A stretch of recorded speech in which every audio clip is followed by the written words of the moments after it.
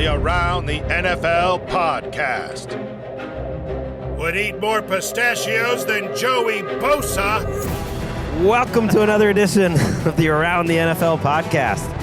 I'm Gregg Rosenthal, sitting in the host chair for Dan Hansis today in the Chris Wesseling podcast studio in a room with one hero. That's Marc Sessler. Well, you're a hero.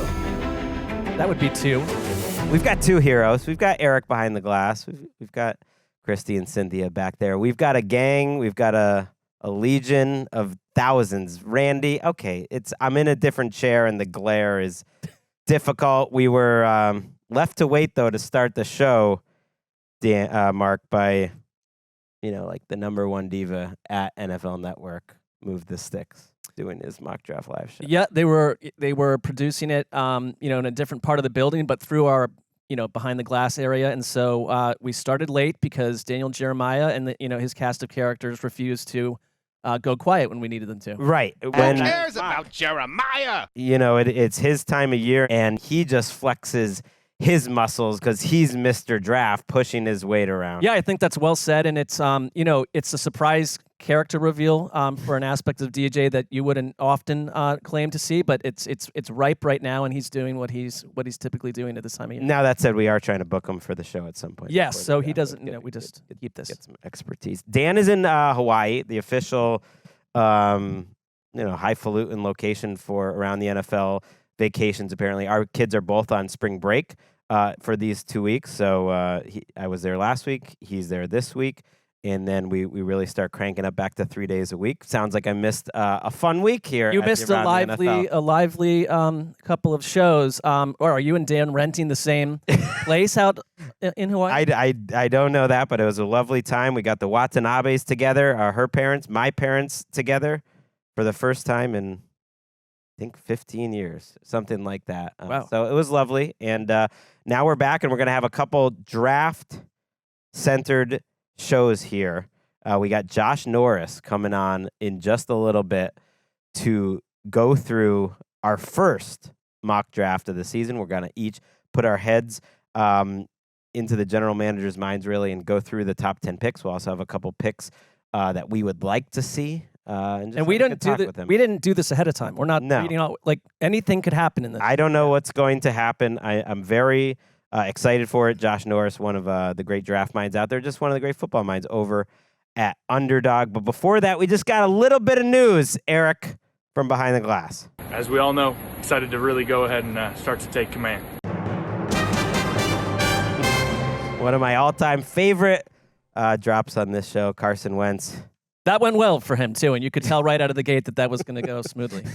I look at this week with Dan gone and me just trying to fill his chair, right, as a similar duty. I'm going to be the Carson Wentz in Washington of this program this week. We'll get to Carson Wentz. He's back in the league, back in the news in a little bit. But we'll start. We're just catching up. It's a quiet time of year. There was some news, though, at the end of last week after you taped your last show, Marc. We got the Hasson Reddick situation handled, and it followed a trend of a lot of trades this offseason where you're like, that's all they could get for that player. And in this case, it was Hasson Reddick, who turned out to be one of the best free agent signings, I believe, of the last 10 years or so for what the Eagles got out of him, going to Dan's Jets for a 2026 conditional third-round pick. So if you remember, Bryce Huff signed with the Eagles in free agency. Reddick, a similar type of player, just older, ends up getting dealt to the Jets for minimal cost. What do you think, Marc?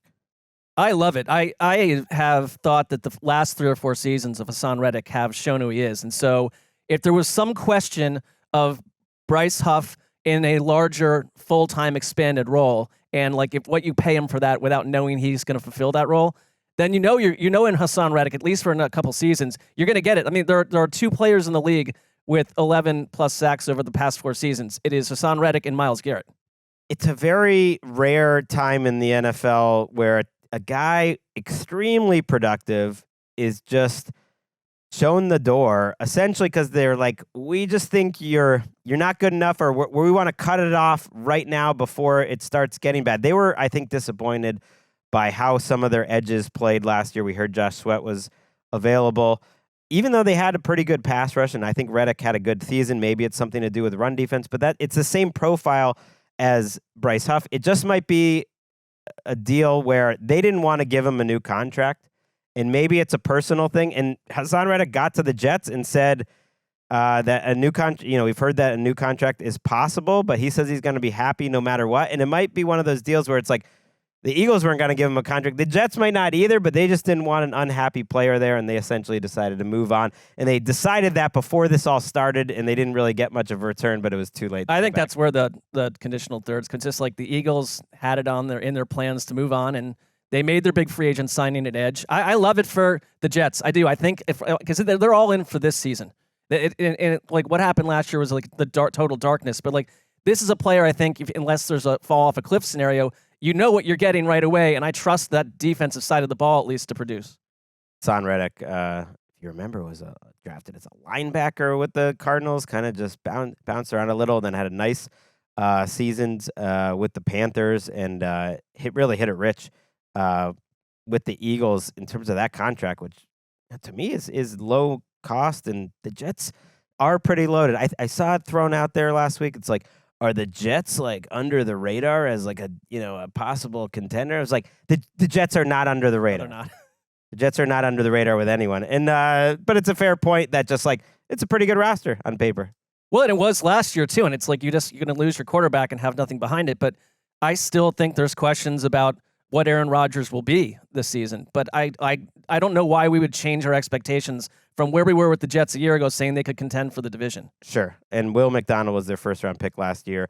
He's still going to have to probably have a big role, but now he can slide into that third sort of rusher role. They're pretty deep there. They have John Franklin Myers. They have Jermaine Johnson's probably going to start. I mean, it's a good-looking team on paper. That was the biggest item in news. Unfortunately, it's the time of year where the police blotter and just updates on what's going on off the field is one of the biggest parts of the calendar. I know, hit the Cam Sutton news that he was arrested and everything, but he turned himself into police over the weekend. He does not have not on a team, and I don't expect him to be on a team. The former Lions cornerback, and then the Vikings suspended their offensive coordinator 3 weeks for a driving while intoxicated arrest. I just want to throw that out there. Back to the field. We mentioned Carson Wentz. It's not massive news. The rest of the stories we'll cycle through quickly, but Carson Wentz is your Kansas City Chiefs backup quarterback now, replacing Blaine Gabbert. I mean, if anything, he's got a ton of starting experience, and they had like Ian Book and no one else at quarterback, and like it's a post Blake Bortles or post Blaine Gabbert world that they're in, and so I don't hate that. Why is it a play? I guess Blaine had his run. It's kind of funny when it's like Carson Wentz is a rich man's Blaine Gabbert, I guess, in terms of the career that he's had. But I do like Sean McVay kind of saved Carson Wentz's career. It looked like it was maybe just ending, and then he got back into the NFL with the Rams, and now he's got a chance to go win a title. And it would be kind of fascinating to see Carson Wentz play like one game, but that would mean Patrick Mahomes is hurt, or they've too much. Yeah, or they've clinched early. Neither of which is really that compelling. So I take it back. It wouldn't be that interesting to see Carson Wentz play. A couple items here. The Jaguars gave Foyo Oluokun a new long-term contract. That was a nice free agent signing by them a couple years ago. So Trent Baalke's got some wins for him, and they doubled down by keeping him. We had a restricted free agent offer sheet finally. First time in a while, the 49ers have signed Brock Wright to a 3-year, $12 million deal. And my son in Hawaii, Walker, he's a little bit of a news addict these days. He wanted me to Where did that come from? Check on Roto-World just to see what's popping, in the news. I was like, not much is going to be happening, man. And it was like, the Rams re-signed some guy he'd never heard of, Tyler Johnson, and then we had this Brock Wright thing. But I had to explain to him what a restricted free agent is. He didn't know, you can sign him to an offer sheet, and then their team has to have 5 days whether they want to match it or not. So Brock Wright, who I think is most famous for having a big-time play against the Jets a couple of years ago, long touchdown, but more of a blocking tight end, might be going to the 49ers unless the Lions want to match that. You just don't. I feel like you see maybe one of these in offseason. It's not These fun. RFA. But he's like, well, why can't they just be normal free agents? I was like, well, they get to normal free agency in the 4th year, but restricted is the 3rd year. And then there's the whole collective bargaining agreement that they negotiate. And it's like, is he going to wait? Like, is fascinated he by going to this have to stuff. wait 15 years to be on a podcast? Because he sounds ready to just fill in a Well, chair I don't know. later. If we can keep this thing going until then, maybe he'll replace us. Am I on a podcast? Bill Belichick is writing a book. Our friend Andrew Marchand has some sources that says Belichick is penning. But we don't know about. I we don't assume know it's not about what. You think it's a novel? Well, I mean, I'd love to see like Belichick craft like a mystery novel or something. But I'm sure it's it's obviously football related. But is it an autobiography, or is it like on the topic of something football related that he's obsessed with? Good question. I kind of would guess it's closer to the latter, or like lessons he's learned and jumping around through different. That's what I would hope for, because I don't think he's gonna write a biography or like talk about how the Patriot, just go like soup to nuts how the Patriots were built. It just doesn't seem like what he's gonna do. But maybe he can sprinkle in like little, different stories from throughout his career. Football season, all the things that go with it. Or maybe he's amazing. I mean, his dad literally wrote the book on football scouting. It was called Football Scouting Methods. I have that. That's that is. I wouldn't call it a page turner, but it's No, it's like how to scout. It's how to write down. Okay, before every play, the safety's here, and write down the formation and different things. Do we get the Belichick audiobook though? Like, think that. I don't know if that's the best way to go with in the best. He really respects the written word. He respects legacy. He respects history. I was thinking maybe later this year we could do a quick like football book club segment or something, mini segment. Yeah. Because I started to reread, and it'll be a quick read. It's this book called Patriot Reign by Michael Hawley, and I think it's kind of been slept on as one of the great football. We talked a lot about collision low crossers, season in the life, and this is very much in that vein. And people think of Belichick as so closed off, not allowing anything. He let a guy from the Boston Globe who took a year off, I think it ended up being 2 years off, to just hang out with the team for 2 years, be in every meeting, in the coaches' meetings, in everything.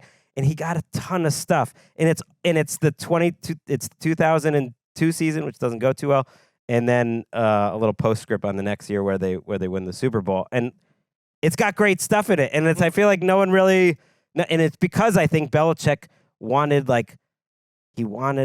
to like have proof of what everything happened. He wanted to have a say in it. It's not that he doesn't care. All these, like, there are so many reverse expectation reports on Belichick where it's like, oh, actually behind the scenes, like, he was delightful to me and treated me well and like corresponded and this and that. And it's like, I can't wait to see what he writes. I will buy it immediately.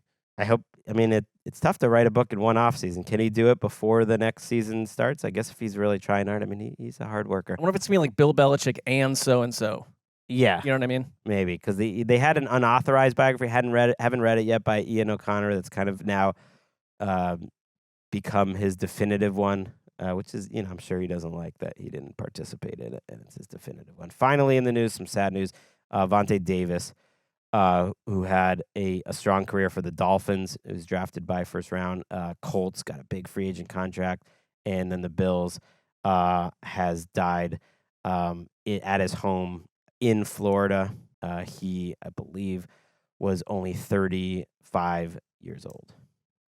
Yeah, and we're waiting to find out more what happened there. If you have access to The Athletic, anyone out there, our friend Zach Kiefer, who wrote an incredible piece on Chris Wessling, he couldn't have been closer to what was happening with the Colts and had many interesting experiences with Vontae Davis and wrote an incredible piece on like the person. And he obviously wrote it quickly and probably, without knowing a lot about what had happened here. But man, I don't know. Like it makes me think of something just personally. Like I didn't even come to the NFL till I was 36. And so when someone leaves the earth at 35, like there was so many more years ahead for him. And it's like, it's a tragedy.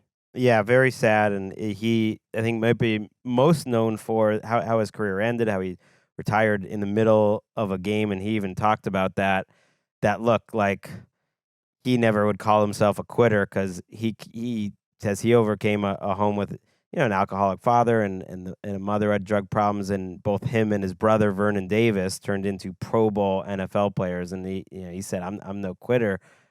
for me to get to where I am, I just had a strong feeling that I was done. And yeah, you mentioned Chris. I got a tweet today that someone was listening to an old Week 9 preview of a season long ago, and Chris talking about how great Vontae Davis was playing. He was a first-team All-Pro for one season, where he just was a physical, exciting player. So rest in peace to Vontae Davis. We are going to do our mock draft with Josh Norris right after the break.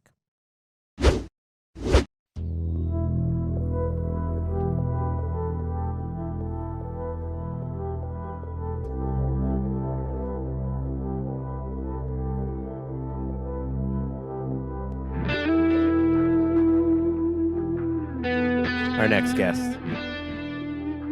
is the football content lead at Underdog Fantasy. Longtime consigliere of Evan Silva at RotoWorld as the NFL draft expert. He's now married. He's born on July 17th. And I'm going to just say it. He's a YouTube star. Josh Norris, ladies and gentlemen. Guys, you know what I realized? I don't think, and I've been on the show about, 3 or 4 times. I don't know if I've ever been on this program when Dan has also been on the program. So I don't know if this is like a Jennifer Aniston, Reese Witherspoon situation where he refuses to do scenes with me. But that's what's brewing in my head right now, Mark. That is a fairly bubbling controversy. I didn't know that. But I could see us in Dan's absence around this time of year when we could kind of rotate our time off, that you'd be a very natural in this, right. in April into May, a very natural person to come in and talk draft. I don't know if it's or he's threatened by you. Yeah, it's one of the or two. he just doesn't like you. It could be any one of these things. That could be it. Like, I am assuming at some point someone can stand on the table, pound the table, and be like, no, we are not having this guest on the show while I'm on it. Never. And maybe other times my name has popped up for a guest spot, but now it's impossible for Dan this to is refuse my presence. completely unfair, frankly, to Dan, because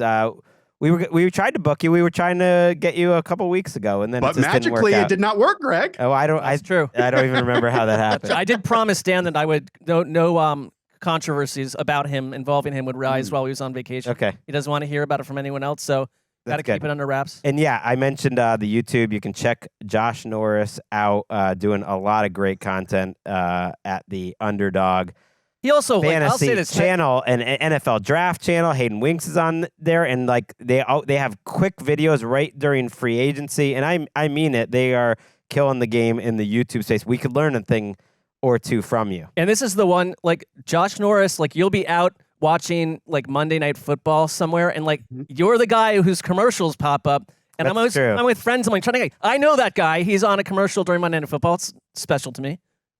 Thank you, Mark. I appreciate that. Bank account did not change with those commercials, but we What? live and learn. Yeah. So next time, hold out for more, and then they'll just use Hayden. This is going to be a mock draft. It's going to be fun. We're doing the top 10 picks. We're also going to throw in a pick each we just would like to see from the first round. And we're going to start with you, Josh. And that was strategic by me. Now, one hand, the first pick feels predictable, but we'll see. On the other, with 10 picks, that means you have to do one more. And so Love it. That was sort of the strategy on my end. Josh knows more than Mark and I about the NFL draft. I'm not really going. I'm not speaking out of school here. But we will start with you, and our friend Eric will be playing the role of Roger Goodell here.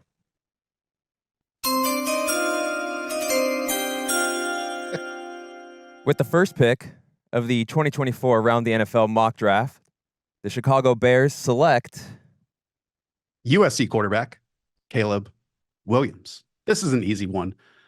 Caleb Williams is really a slam dunk prospect. And I know that obviously there were some down plays in comparison to his previous season, but really you kind of see the Aaron Rodgers-fication or even some Patrick Mahomes-ness in his game in terms of off-platform throws, releases, and kind of like those guys, Greg, you kind of get a sense that his in-play, in-rhythm stuff is a bit undervalued at this point on top of it. So he played in a pitiful team with a pitiful defense, was forced to put the pedal to the floor at all times and try to carry them. But in the NFL, cannot wait to watch what Caleb Williams does with this really good situation that the Chicago Bears have set him up for. Those plays are there, though, like in a way that they probably weren't there as much for Mahomes coming out. And why I think Mahomes fell a little further is like he wasn't even put in the position to have as many what the NFL would consider traditional drop back plays where he sets his feet, goes through his receivers and hits them in rhythm, gets to his second, third. Like Mahomes he didn't really have that chance. And Cliff Kingsbury is the guy that connects these two. And maybe Caleb Williams' sophomore tape with Cliff was somehow worse than his freshman tape without Cliff. That's like another topic. But those plays are all there, so you see it all. And I'm looking forward to seeing what he's going to be like at the NFL level.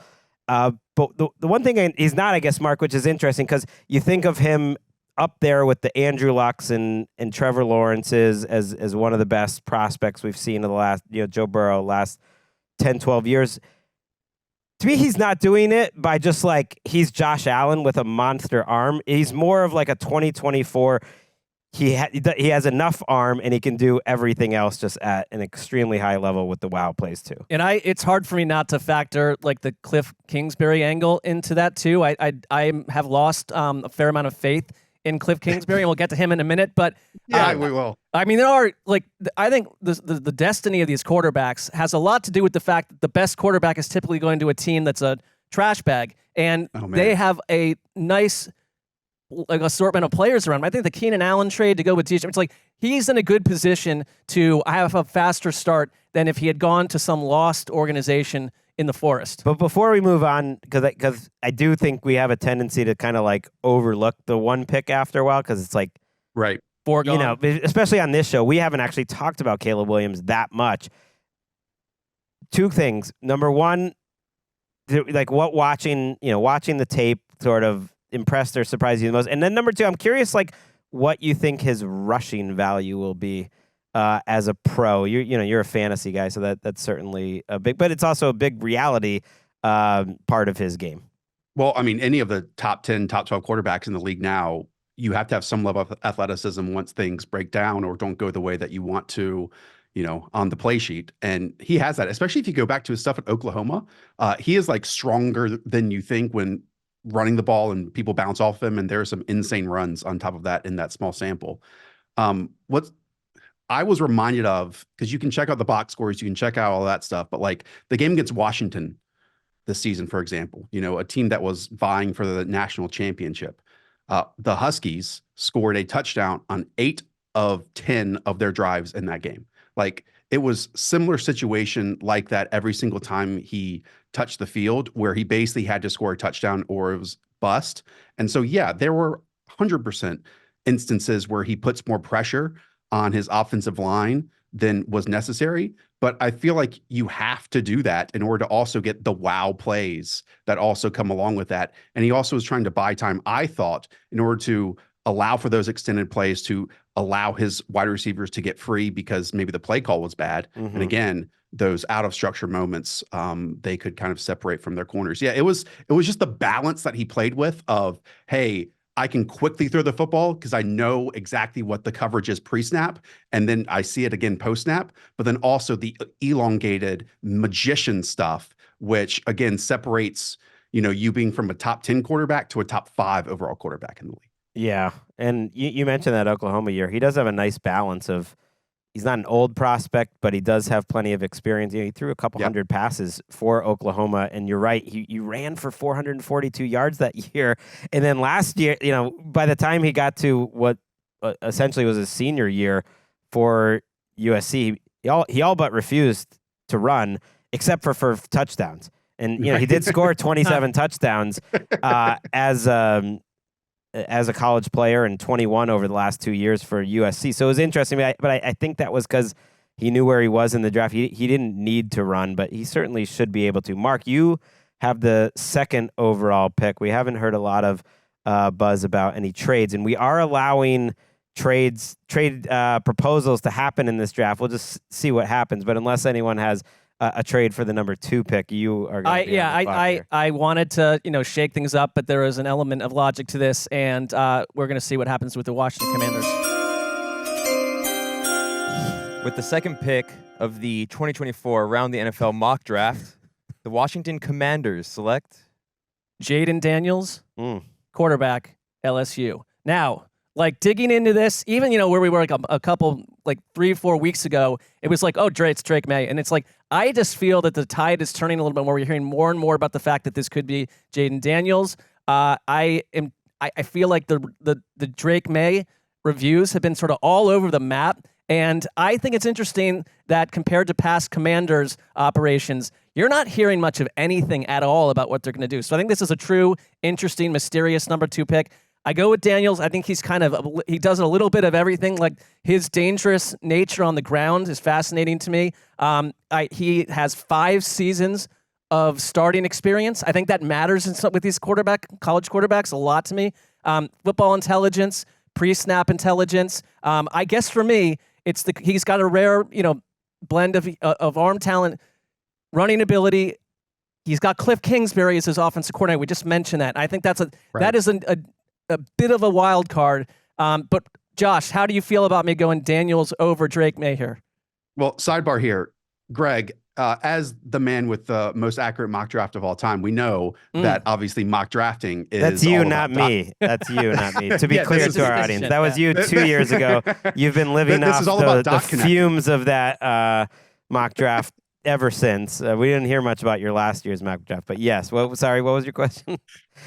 Mock drafting is all about dot connecting. So, Gregg, I have seen people try to connect the dots of, they signed Marcus Mariota as the backup quarterback. They trade away Sam Howell. Does that mean that they are siding more with the Jaden Daniels type than the Drake May type? I'm not buying into that as much, but what say you? No. I don't know how Marcus Mariota could have a lot to do with this. Right. And when was the last time? Yeah, I know Mariota can run a little bit, but he's not Jaden Daniels. I mean, he's nothing. I mean, he's nothing close to Jaden Daniels. I am not saying this. And Sam Howell, for what it's worth, is as good a runner, if not better, than Marcus Mariota. That makes no sense to me. I just can't imagine anything to do this. This choice is their franchise. It changes their franchise. It's the biggest choice their franchise is going to make for the next 7-8 years. In their minds, hopefully more. The fact that it would that Marcus Mariota's signing would somehow indicate what's going to happen, I just can't buy it. One little dot connector, in the mock drafts. Go ahead, Marc. Well, I was going to say, Brian Kelly, and maybe this is nothing, but he, was glowing about Jaden Daniels in an interview and basically said Washington is going to be very happy with what they get. And it's okay, you're just saying this is the second best quarterback in the draft, if not the first in your eyes, and he's going number 2. But that kind of it makes me wonder if Brian Kelly just knows something. Wow. Well, I actually think the Marcus Mariota connection is more about Brian Johnson, who they brought in as I think their pass game coordinator, and obviously they have time together. That's literally that's it. That's only it. It's that who's available, and I just worked with this guy who's available as a backup quarterback. With Jaden Daniels, he is a fascinating player, and obviously it's interesting. It's very Philadelphia Eagles to me, honestly. You have 2 alpha wide receivers on the outside that both might be top 20 picks this season. You had a fantastic offensive line. You rarely attack the middle of the field because when you have rushing success, obviously that, and especially with the hash marks, can turn, these one-on-ones on the outside into enviable matchups. And so you just have deep shot after deep shot over and over and over again. And it was no under center work, which is not a surprise. But I just wonder if you compare levels, and I actually don't think the Commanders in terms of pass catchers is a bad situation to walk into. You have, Jahan Dotson and obviously Terry McLaurin on top of that.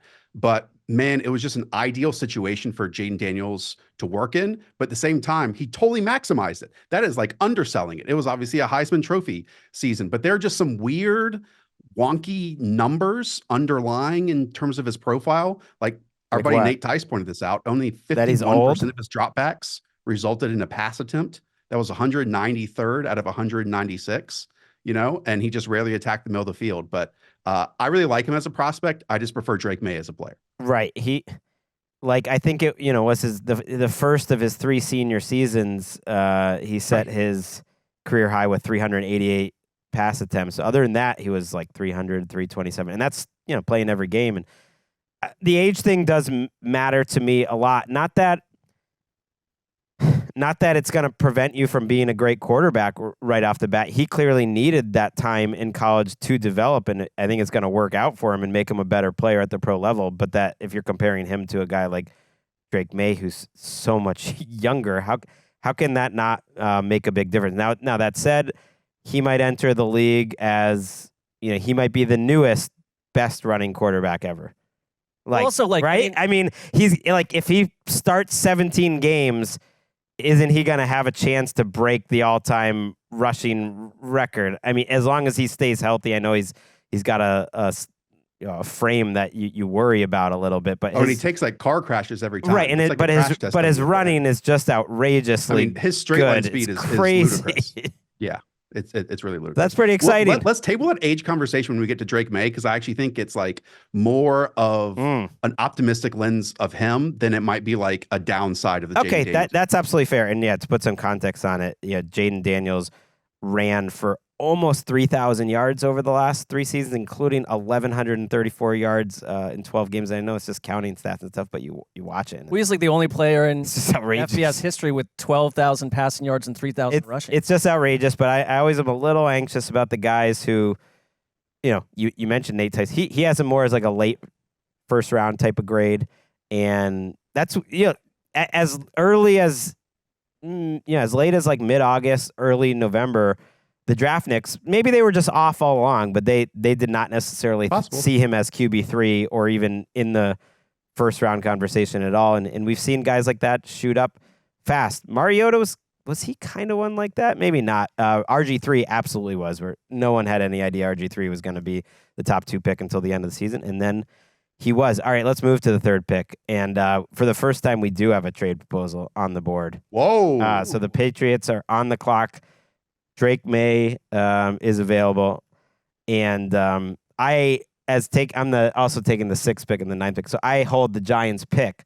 So I am actually proposing a trade from the Giants to myself as the Patriots. Hold up. Yeah. Why? Hold up. Why? Why? Well, one, the Minnesota Vikings have far more draft capital here, and my old co-host Josh McCown was the high school quarterbacks coach of Drake May. Their entire offseason has been built towards trading for a quarterback in the NFL draft, already making a move to have 2 first-round selections. So you're going to go here to the Giants that have just a 6th pick, if you want a 2nd rounder and a 3rd rounder? Well, once you see the offer, they're trying their best to make it as enticing as possible. But if you want to throw in a Vikings trade proposal, I don't know what the rules are here. They're outside the top 10. I'll throw one in. Sure. Okay. Let's hear it. Pick 11, pick 23, and a 2025 first rounder. There is no way the Giants can top that. That is another first. Okay. And that is a great position. I think this is the Patriots' dream, because I don't know, but I just would guess that they'd rather draft Drake May than Jaden Daniels. And then they'd also love to be in this. Right. What do you say? Like, what's your read here? Is it because either they take one of the top 3 quarterbacks or they try to build and go with Jacoby Brissett for a year? Well, we'll see. I think this is the best scenario, because I think this is where they would get the most trade offers. I don't necessarily believe all the smoke on May Daniels. I think more teams would still be interested in May, and certainly the fall off is large. The Giants are going to offer, obviously, the number 6 pick. You only have to move back 3 spots. You're still extremely high. You're going to get one of those wide receivers if you're the Patriots at that 6th spot if you want them. You got your 2nd round pick this year that they picked up for Lenny Williams. You got your 1st round pick next year. And then they're also going to throw into the trade an agreement that they will release a statement as a team that acknowledges Luck was a significant contributing factor into the helmet catch and winning that Super Bowl. Just admitting that, hey, sports, luck matters. Luck was a significant contributing factor. They also, as part of that statement, will say that while they believe Eli Manning is a Hall of Famer, they recognize that Phillip Rivers has had more seasons where he was universally recognized as a top 5 type of quarterback, maybe 6, 7 of those seasons versus 1 or 2 for Eli. And so they recognize that Phillip Rivers should go in first, but they still do support Eli. So that is part of the There's trade-off. There's a lot of Gregg based desires. I don't know what you're here, talking about. But I do think that all those admissions might be more valuable than that 3rd first-round pick from the Vikings, Josh. Where is Dan when you need him, guys? Where is Dan where you need him? This is why it's fun sometimes. You got to throw in what you like. And you know what? They got all those offers. And let's go to Eric here.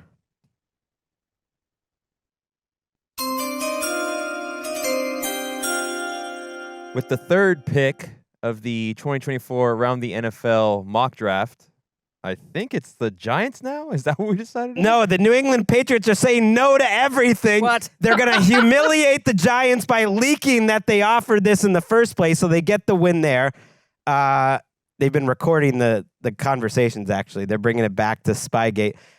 They're saying no to the Vikings. They don't care. They want Drake May. They were hoping Drake May would fall, and they're just taking Drake May. That's who. There's a lot of dramatic build-up to that decision. Well done. I mean, you gotta get the offers. You gotta see what's happening.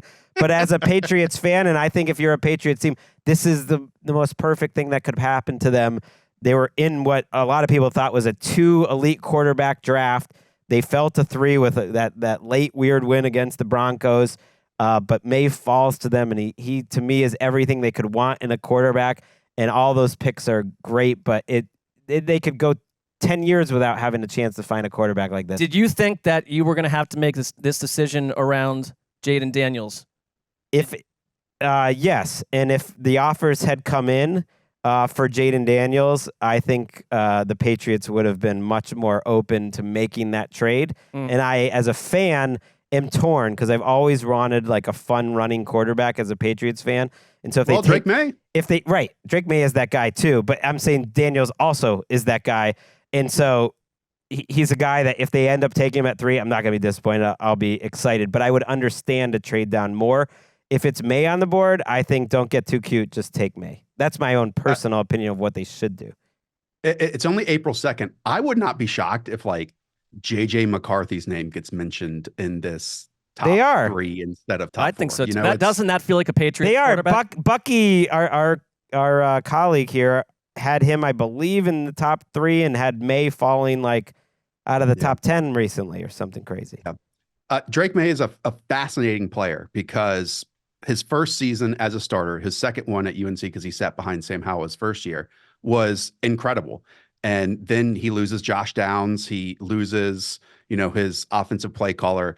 I thought the environment was really pitiful this year, and it's really highlighted in some situational numbers. I mean, he had 76 snaps this season, just dropbacks, in 3rd and 7+ situations. By comparison, Jaden Daniels only had 39 of those.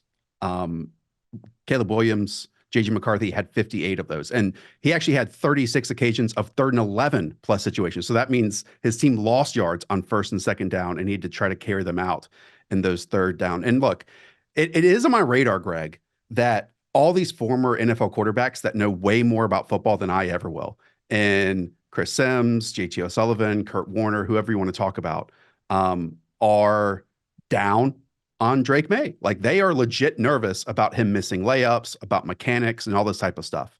But I go back to what you mentioned earlier, where we didn't even see Jaden Daniels have like 25, 30 touchdowns until his 5th year of playing college football. You can say the same thing about Bo Nix. You can say the same thing basically about Michael Penix, right?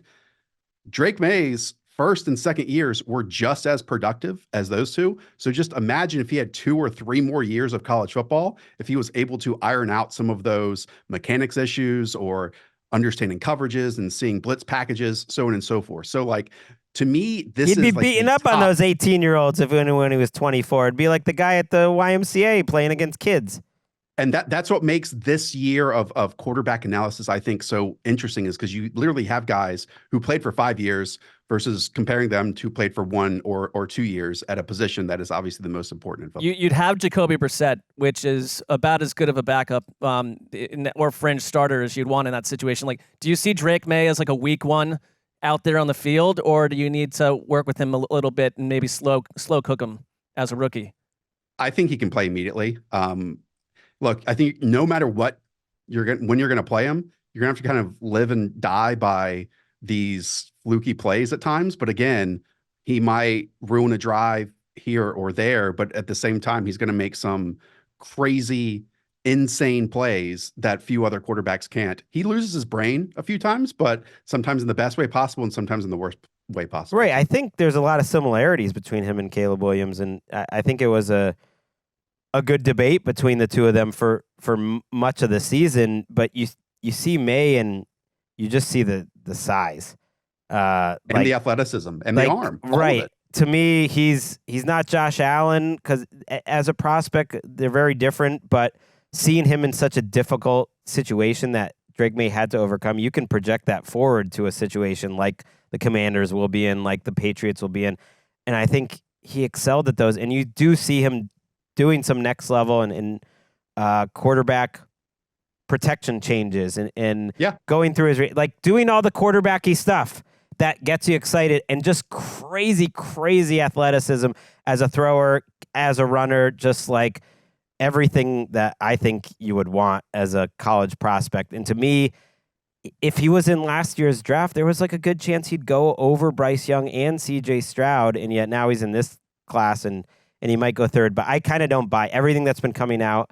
I think it's just chatter. I think it's just talk. I think the majority of teams, it's different flavors, but the majority of teams would have him a strong number 2.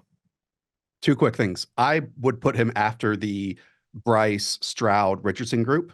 And then number 2, on Twitter, actually, I was able to sit down with Colt McCoy and Drake May and go through one of his full games during Super Bowl week.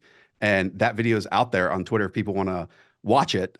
It's him breaking down his own tape. It was against Syracuse. And yeah, those protection plans, blitz packages, fading away from pressure looks, all of it. He was able to outline and diagnose it all and kind of talk us through it. So it was a really enlightening experience. And so I'm obviously a bit biased because I certainly was not able to do that with Caleb Williams or Jaden Daniels or whoever else. I named my son after Colt McCoy, so I'm quite jealous that you have had this sit down with one of my favorite NFL He's got a whole show with him. We got one day, Mark, maybe we can, exchange numbers here, and you and Colt McCoy could just have your own episode of the show, just the two of you. No, I would. Of this show, we're not going to try to help you out. Yes, let's have Colt McCoy. All right, we'll move on, and we will pick up the speed for the next 7 picks. But look, the top 3 is exciting, and I still just go back to what Drake May did as a freshman. Technically, he had played, but as a redshirt freshman is outrageous. In the ACC, having the season he had. And so if you put that sort of tape out there, that is possible. And I would be very excited if he was a New England Patriot. We're going to take a quick break. We'll come back with pick number 4. All right. Josh Norris, we are back from the break. You have the 4th overall pick, and unless any trades are coming, I think you're ready to go. I mean, it's not just that the phones are humming at Arizona Cardinals headquarters. Monty Ossenfort is also on the phone. The man loves to make a trade, as we saw last year, where he traded back in the draft from pick number 3, then back again forward to go and get Paris Johnson Jr. The Minnesota Vikings, as I outlined. This is the team that their entire offseason has been built towards drafting a quarterback. They have picks 11 and pick 23. We can throw in a first rounder as well on top of that next year. And I mean, I think the Arizona Cardinals, it's very clear they have their quarterback and they need to bulk up and build up in a whole bunch of other places. And so a deal is going to get done. Wow. I mean, I also don't consider that surprising at all, because the Vikings are completely positioned to do it. Let's hear what they do. We have a trade. Yes, we just heard it. Arizona Cardinals are trading the 4th pick to the Minnesota Vikings and selecting. No, we heard all that, but yeah. I don't know, but doesn't he rehash it? I'm just having fun. Come on, man, I'm playing along. Go, Josh. Selecting Michigan quarterback J.J. McCarthy. This is, though, contingent that I believe Marc is up next, that Monty Ossenfort can then get on the phone with Marc Sessler and work on a deal with potentially the Okay, number 5 we'll pick deal with or the that. New York We'll Giants see how for the that number goes. 6 pick. Yeah, that may or may not happen. But JJ McCarthy, as we've talked about situations, there wasn't a better one in all of college football last year. And just to outline some of those numbers, he only had 91 attempts in the fourth quarter last year, only 38 attempts in the entire second half. But this offense was really built on being super productive on first and second down, running the football. And then when they needed it, and if you go and watch his like 3rd and 5+ plays when it was pure obvious throwing situations, I thought JJ McCarthy maybe had the best look of any quarterback in this draft class. And you talk about deep play action under center, where all of these Shanahan, McVay coaching tree and play callers are coming from. Obviously, Kevin O'Connell loves to do that. JJ McCarthy was really, really good in those scenarios. So in some ways, it's a plug and play approach. Or if you want him to sit and learn, understand Darnold for a little bit, you've got that one too. I love the landing spot, and I think the only thing that I kind of suspect is that over the next 3+ weeks, that JJ McCarthy might go up a spot. I really think he could be picked before some of these other guys. I really do. I also think there's the Jim Harbaugh, like, has hyped him up and everything, but it's like I really believe that this is like what the Vikings are heat-seeking a quarterback. I don't know if they'd have a problem getting here at number 4 versus maybe even higher up with the Patriots, but this is a perfect landing spot for JJ McCarthy. Just love that all these guys are so athletic. I mean, JJ McCarthy is like a freak athlete, and I look at you, Josh, and I think Panthers fan, and I think when Cam Newton comes into the league, it's like none of these guys are Cam Newton. To be clear, he was a unicorn, but it was like one guy like that with great athleticism would come in, every that few disrupted the league. Right, it changed the league, and it would be every 5 years or something. At most, someone like that, and none of them are quite Cam, yet they're all better it's a than prerequisite now. They're better than the second or third in terms of athleticism than the second or third most athletic quarterback from 15 years ago. Literally all of them, and McCarthy is one of those guys too. So it'd be fun to see him in a McConnell offense. All right, now or an O'Connell offense. You have the 5th pick here, Marc, and apparently you're going to get a trade proposal. We've heard some buzz from the Cardinals. I mean, Marc. Yes. If Monty Ossenfort gives that cell phone a call, this team before this trade already had the 27th pick in the first round, the 3rd pick of the second round, the 2nd pick of the 3rd round, the 7th pick of the 3rd round, the 26th pick of the 3rd round. The Cardinals are loaded, right? So why not allow them to move back up here for Marvin Harrison Jr. and get Kyler Murray an alpha wide receiver? I have one. It's an attractive attempt, and it's an attractive, logical offer. And I think that the Chargers, all along, especially if one of those quarterbacks slipped beyond number 4, which I don't think will happen, they are a very prime target location. And I could see them being tempted by it. But I also look at a team that right now is trying to float to their fan base and to other teams that Josh Palmer and wait and see Quentin Johnson are your lead wideouts. I don't like that at all. I don't think they went into the offseason planning to move on from Mike Williams and then have the Keenan Allen thing happen the way that it did. I mean, that just can't be where you're going into this year. And I know there's other wideouts and stuff, but they're Harbaugh, standing pat. I like the same way with the Patriots. Wow. Let's hear what they do.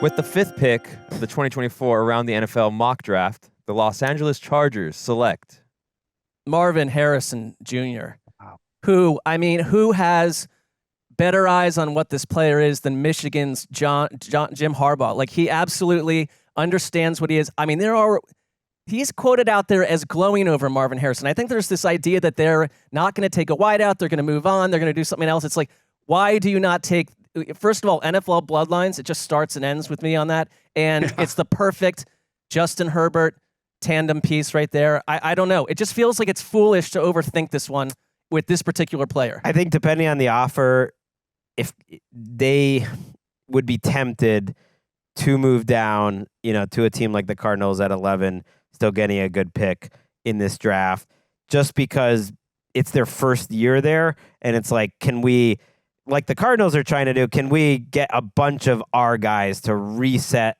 our program? Right.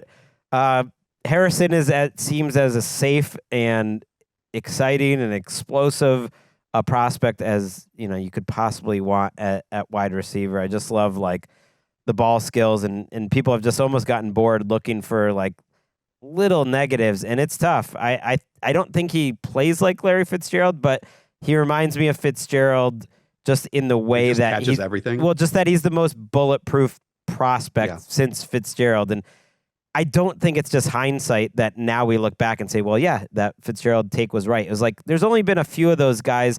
Joe Thomas was one. Fitzgerald is another that like going into everyone decided like Hall of Fame is sort of the over-under for this guy. And I feel like Marvin Harrison is that guy too, and for him to be there at 5, that's tough to pick. I'm going to be like disappointing if he isn't a Hall of Famer. At or this like point, the way he's talked about and viewed. That's like unfair even to say, but yeah, Pro Bowler. I mean, that sort of guy where it's almost can't miss. Yeah, he's a prototypical ex-wide receiver. And remember like when Chip Kelly, and I know this is Harbaugh's, second term in the NFL. Remember when Chip Kelly came into the league and he basically drafted or signed any player that crushed the Oregon Ducks? Right. Obviously, Marvin Harrison Jr. putting 5 catches for 118 yards and a touchdown just on this team last year, and that was without C.J. Stroud. I will say, I think the big dilemma here with the Chargers, and I agree with you, Marc, where I think people are taking hey, we got rid of Mike Williams and Keenan Allen, and that means we're just not going to use Justin Herbert. We're not going to throw the football. They're taking that way too far. I think more so it's, hey, we want to get younger and faster at the position and healthier. And the defensive players are the ones that were willing to rework their deal, and the wide receivers were not. But I think the big dilemma here with the Chargers is, hey, do we trade down and find our right tackle, or do we take one of these alpha wide receivers? And it can go either direction. And I like this move, 100%. I did too. The Giants are next up, number 6. Offer stands. What offer? From the Arizona Cardinals. Pick 11 and pick 27 for pick 6. That's intriguing. I mean, the Giants obviously are open to moving up and down the board. They were just, embarrassed by the Patriots organization. You look at what the Giants, have at wide receiver, and again, I think it matches up pretty well with what they need. I've seen people try to decide. It's like, okay, they could be trading up for a quarterback. Would they want to go tackle? They just signed, Jermaine Illuminor, but he could play guard. Like, they're not giving him too much money or anything like that. And I'm like, hello? Their number 1 receiver is still Jalen Hyatt or Wan'Dale Robinson. It's like you've got a bunch of like fun pieces there. That's been their receiver group for a while. Slayton, you've never had even anyone close to a guy, and you got a couple guys on the board, and yet I actually think it'd be smart to take that trade. This is a team that needs so many things that I'm going to do it with you, Josh. I'm going to take those picks. Love that. The Arizona Cardinals are trading back up to the number 6 spot and selecting. Well, now you're the Cardinals. I don't even know. No, we're taking Malik Neighbors. Yeah, we are. I thought you were the Cardinals now in this scenario. It sort of breaks my brain that we're trading from outside the top 10, but we're only going to top 10. It doesn't matter. Man, talk to me. I know you like to do the wide receiver breakdowns. Totally. Just what was watching the Neighbors tape like for you? What if I told you this is like Jetpack Brandon Ayuk? Would that be interesting fun. for Yes. a wide receiver prospect? I will say his length isn't as great, so like contested situations not as good. But if we're talking about a guy who can already run routes, who already, anytime he has the ball in his hands, can turn it into an explosive, game-changing play, who's I think 20 or almost 21 years old, like Malik Neighbors is something special. He forced the 4th most missed tackles this season, and he was the only one of that top 4 who had an ADOT beyond 8 yards down the field. In fact, his average depth of target was 12 yards down the field. Despite all those forced missed tackles, he only had 14 screen catches, so it's not like these were easy targets. They were intermediate. They were down the field. I mean, you guys have heard the whispers that some teams have him as the wide receiver 1. I will say I prefer Marvin Harrison Jr., but they basically had the same amount of explosive plays, 15+ yard gains over the last 2 years.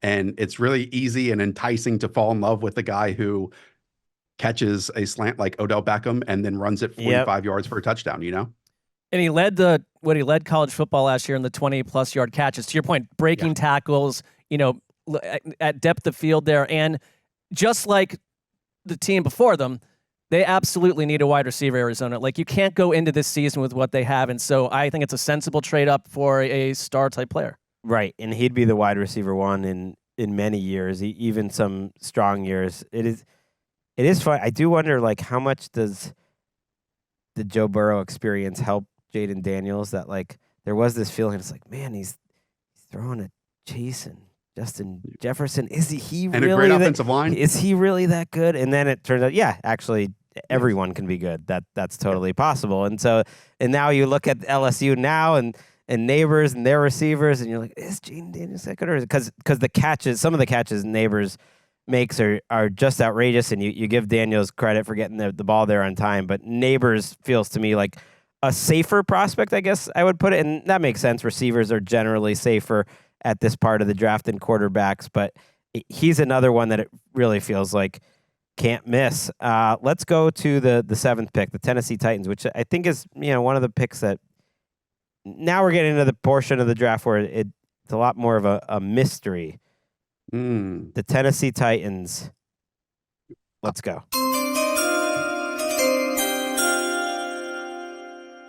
The Tennessee Titans. Hold on. Josh had something? Did you want to make another trade proposal? Okay. Let's go. Okay, here we go. The Tennessee Titans select with the 7th overall pick of the 2024 around the NFL mock draft. Notre Dame, left tackle, Joe Alt. This is an intriguing situation because Rome Odunze is still on the board. And I felt like prior to free agency, this was basically the recreation of the Cincinnati Bengals meme that we had. This is Joe Burrow with Penei Sewell throwing to anyone down the field, or this is Joe Burrow throwing to Jamar Chase while being blocked by no one and getting sacked. If you remember that meme, I feel like I'm seeing stares, and so this is just a section of Twitter that I occupy and Marc does not. Anyways, Brian Callahan was obviously on that Cincinnati Bengals staff, and at that time, they chose the playmaker. They chose the wide receiver instead of the offensive lineman. However, the Calvin Ridley deal certainly puts me in the scenario, in the path of, hey, we added Lloyd Cushenberry at center. Peter Skoronski played really well at left guard last year. We literally do not have a left tackle on this roster. And so Joe Alt, who might have some Nate Solder-like comparison, steps in here as our left tackle. I love it. I mean, we had Gravedigger, our former producer, on, and he last week, and he predicted the same, that this was the perfect fit for them. And you can see certain Titans fans of a certain ilk not thinking it's kind of a sexy enough pick when you could have gotten one of these wide receivers, but their quarterbacks were shattered behind that offensive line in years past. And it's like as many issues as they had at wideout, the same was true of their line. And this seems like an incredibly reliable player. Their best off-season move was getting Bill Callahan. And so you give Bill Callahan the tools to succeed, and I think he can make the rest of the offensive line like 60% better than it's been in the past. Right, because Alt is very, very athletic and would fit well in that system. I think really improved in his last season at Notre Dame. It does, part of me, if I'm a Titans fan, it's like it's a tricky spot because is there that huge of a gap between Alt and a really great tackle class that's behind him? Maybe not as much as you would want, but will a tackle be there in the second round when they pick again that they want? No, probably not, because like all these guys are going to come off the board. So they're just in like a weird spot where I'd personally be tempted to take Odunze, but it totally would make sense if they take Joe Alt. All right, the Atlanta Falcons are up next. I don't think anyone's trading into this spot at this point, or are they? We can find out.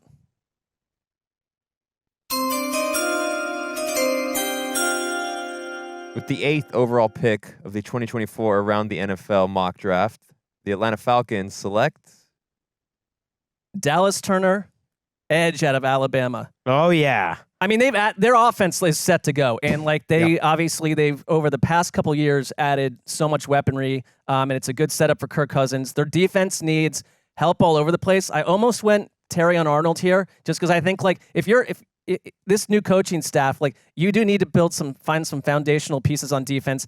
They have had that Jonathan Abram curse where like they've not really been able to rush the passer for like 4,000 eons. Dallas Turner is the clear front position player at the edge. It's not the greatest class for that. I think it's an absolute need filler. It gives use something to build around, and this is the guy I'd pick. I think I see he's also being mocked to them in like every single mock draft, and it's like if you can get the best edge rusher at number 8, that's in other years that would never even be possible. Are you actually surprised, Josh, there's not more excitement? Not that there's not more excitement over Dallas Turner if he ends up being the first defensive player, but to me, he would seem like a guy, his profile, his production, his lineage, certainly, right. his numbers, as a guy that actually would be talked about as like, could he get taken higher in this draft? You know, it reminds me just from a big picture draft perspective of when we had, Trevor Lawrence, Zach Wilson, Trey Lance, Mac Jones, Justin Fields, where there's like so much conversation about the quarterbacks, and also that years like Devontae Smith and Jalen Waddle and a bunch of wide receivers, where also in that draft, it was Patrick Surtain, it was Micah Parsons. Micah Parsons, falling out of the top 10. Right. So to the point of, am I surprised that there's not more buzz or more noise about it? I just think like the quarterback and wide receiver conversations are just dominating the entire conversation here. I'm just happy that Grady Jarrett gets a little bit of help, because it's felt like he has carried this defense for like a decade at this point. So they haven't had like a single other person to rush the passer in that time. And they haven't had any additions on defense really in the offseason either. To me, I don't know if that's tipping their hand a little bit, or just surprising to me that Raheem Morris wouldn't go in there, but I don't know. I guess I would need to really break it down more, but I've watched some Dallas Turner, and to me it's exciting. Like, I don't see why he's like that much of a different prospect than Will Anderson, who was a guy who ended up getting traded up for in the top 3. To me, it seems like they're similar, and that makes me very happy as standing in for Ryan Poles, because I had a couple offers ready as Ryan Poles, and I know Bears fans don't think they're going to do this, to possibly trade up. But the way this draft fell, with J.J. McCarthy going 4th and Dunze still sitting there at 7, I didn't think it was necessary to trade up. With the 9th overall pick of the 2024 Around the NFL mock draft, the Chicago Bears select Rome Odunze. Oof, I love it. Wide receiver, and I don't think it's crazy for the Bears to think about trading up for Odunze, or if Neighbors winds up being wide receiver 3, which no one expects at this point, just 2 or 3 spots to complete that offense. And there's a lot of talk of like, well, if they get to this point of the draft, do they take the highest edge rusher or the highest tackle? And I'm thinking like, man, there are 3 great wide receivers in this class, and getting Keenan Allen does not mean you do not need a wide receiver. He's on a 1-year contract and he's 32. That may work out. It will work out if he stays on the field. I'm confident in saying that. But he's getting older. Like, he had a great year last year, but it might work out best for the Bears that he just has one great season for them, and then they move on and they potentially get a comp pick depending on what happens. Like, man, this would be huge to add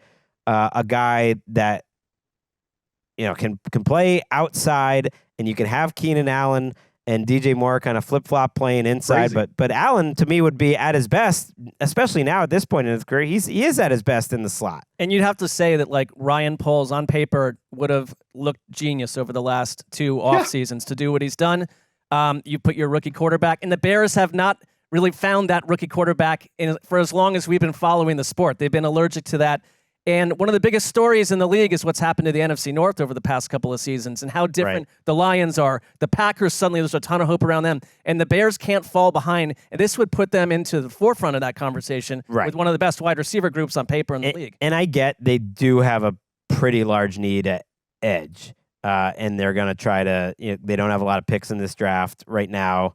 They're going to be a candidate to trade down even if Odunze isn't there. So I think Pace, though, I think it's go time. It's year 4 for him, and to me that is their biggest need. And I don't think it'd even be crazy for them to trade like a 2025 pick to move up to 6 or 7 or 8 if they feel like they have to get Odunze. I don't think tackle makes sense. They have a good tackle in Braxton Jones. Like it's like having a quarterback on a rookie contract. Like, I know Braxton Jones isn't like an elite quarterback, but it'd be like if Mac Jones turned into the best version of Mac Jones and was just like the 12th best quarterback in the league. That rookie contract would have been great, and that's what they have in Braxton Jones. So don't get cute. You don't need to take a left tackle there, especially if it's a deep crop. Forget about it. I'm preaching to the choir here. I think if Odunze isn't here, then it makes total sense to trade down because you only have picks 75 and 122 after dealing. And I love this. At points, I find myself thinking that teams should trade more middle or late round picks for veterans that they're interested in. And the Bears and Ryan Poles have done this. They made the Keenan Allen trade. Obviously, Montez at the deadline. Even I think Ryan Bates is going to be a starting player for them this year. So they only have 2 other picks, I think, right now in the top 5 rounds at the moment. But their D line is pretty weak for a team that. But build the defense slowly. Right, is run by a defensive. Right now, but build the defense slowly. Yeah, and they've invested a lot of picks in the secondary and a lot of money into linebackers, and then Montez Sweat is there, so they've certainly haven't left the cupboard dry for Eberflus. All right, the final pick here in our top 10 mock draft goes to Josh Norris.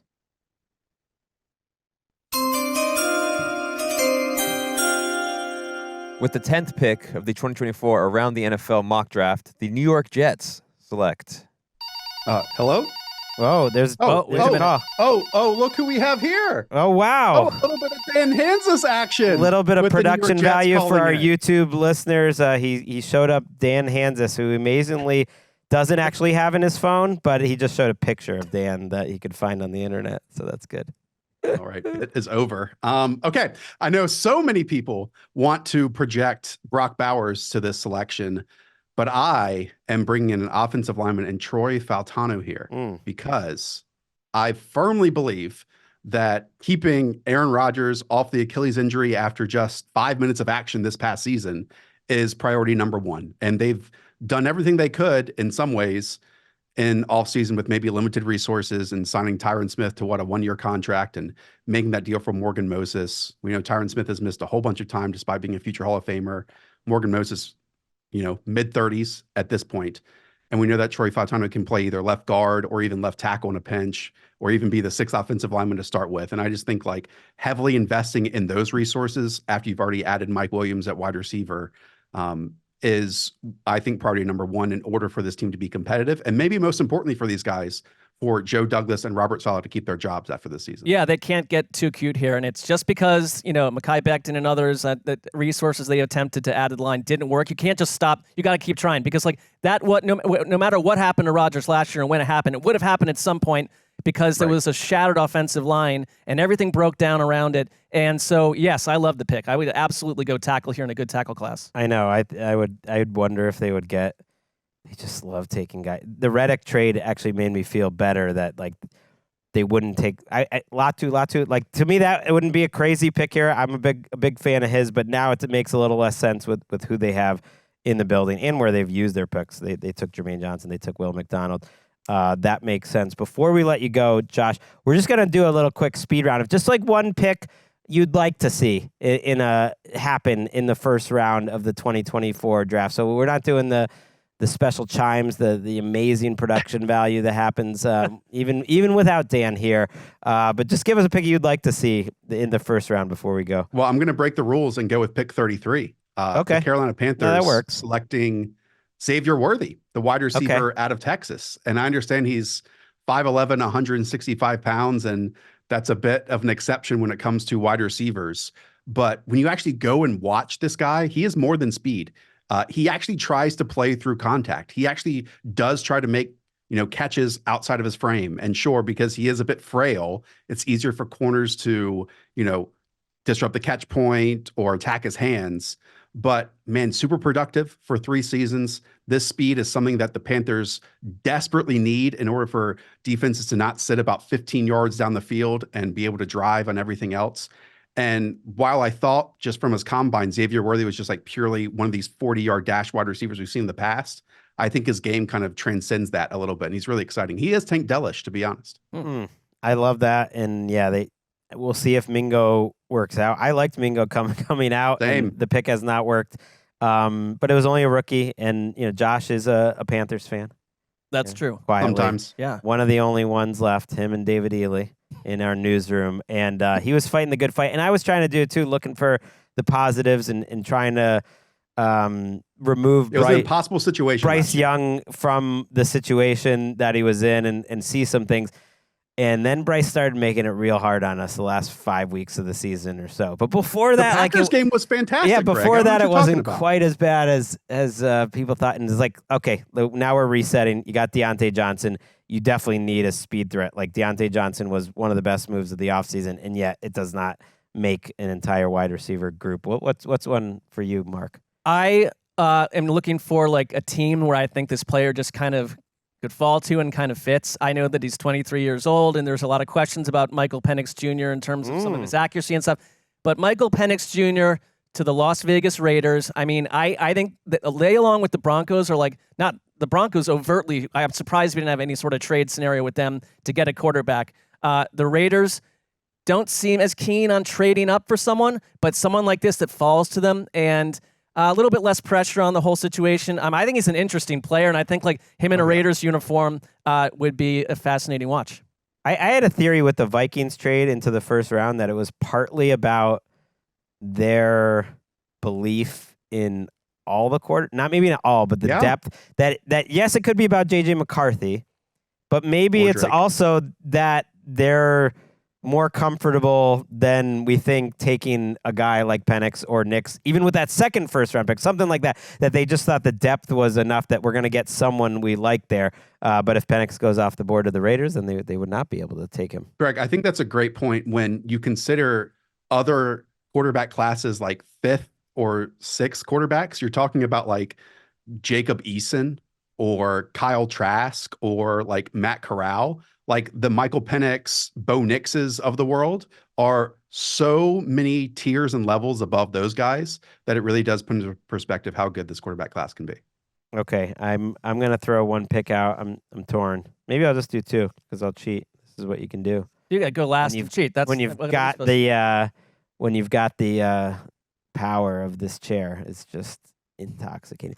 I'm gonna give Cooper DeJean to the Packers because I don't want to give him to the Chiefs because I feel like the Chiefs will take him and then suddenly he'll be a second team All-Pro in like 2 years. And it's like, wait, how did this guy fall? And I know he's not like he's a cornerback. He's clearly has some versatility, but he's a cornerback. He's extremely athletic, and I'm getting Kyle Hamilton vibes when I watch him and everything that happened, which is like, wait, are we overthinking it here? I know Hamilton only fell to pick 14, but you look at some of the players that went in front of him. Jordan Davis went in front of him.